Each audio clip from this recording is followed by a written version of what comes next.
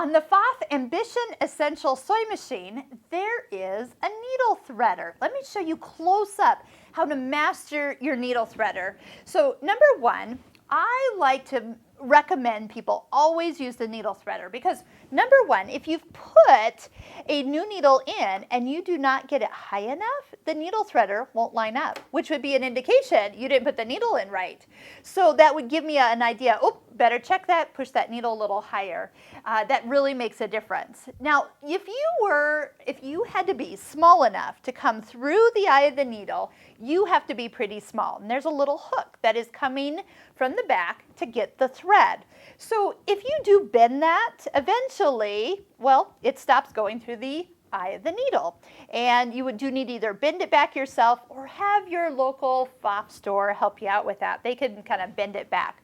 The other thing that I like to do is actually lower the presser foot. You get a little bit more room down here, plus it puts a little resistance on this thread, making it a little easier to hold on to. So I like to recommend that when people use a needle threader, if you bring it down just a little bit and then hook the thread around this little lever here, then bring the needle threader all the way down and rotate it to the needle. The little hook has come towards us.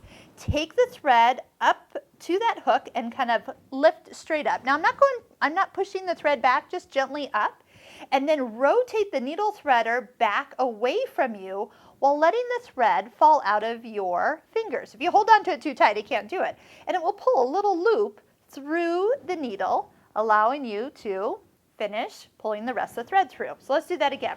So halfway down, swoop it underneath, bring the needle threader all the way down and roll it to you. Bring the thread up to that little arm, gently let it pull out of your fingers and then pull the loop right on through. The other thing to do is make sure that your needle is in the highest position.